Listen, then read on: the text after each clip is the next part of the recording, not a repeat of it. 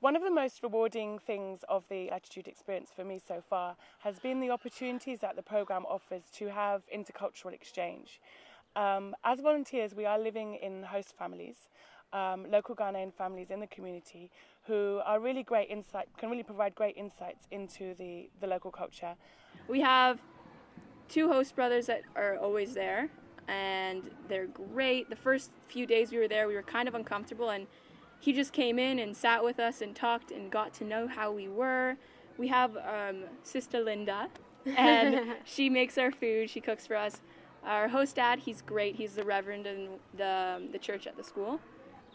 Great family. They're absolutely amazing. They're so welcoming, and you couldn't ask for anything better. Like you couldn't have anything better. So our house is actually right on the school complex, which is really nice. We get to just kind of wake up in the morning and head right into school. We don't have to take a bus or a taxi or walk or anything.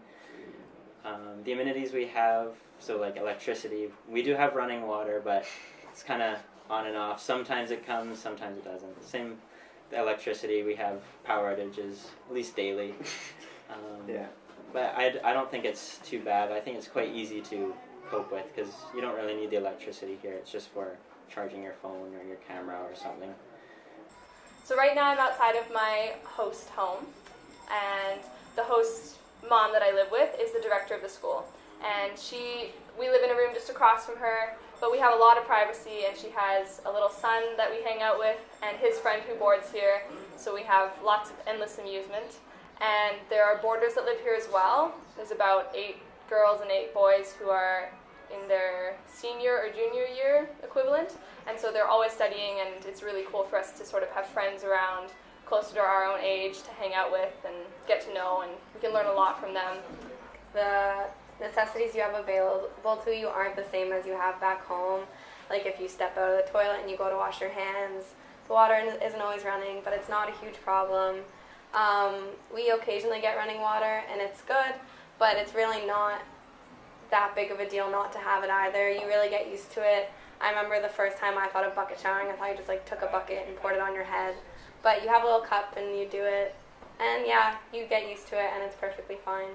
So yeah. The host family where we stay have been absolutely fantastic, and they've really pulled out all the stops to make us feel at home and to feel part of the family.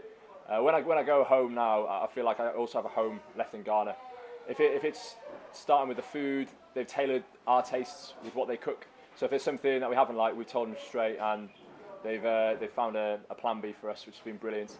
Also, I think that it's worked both ways. We've learned a lot from them, whether it's doing our own laundry or being a bit more self-sufficient with cleaning your own room, to them learning from us as well, some of our cultures. So I think it's definitely been a two-way process, and it's a lovely place to stay.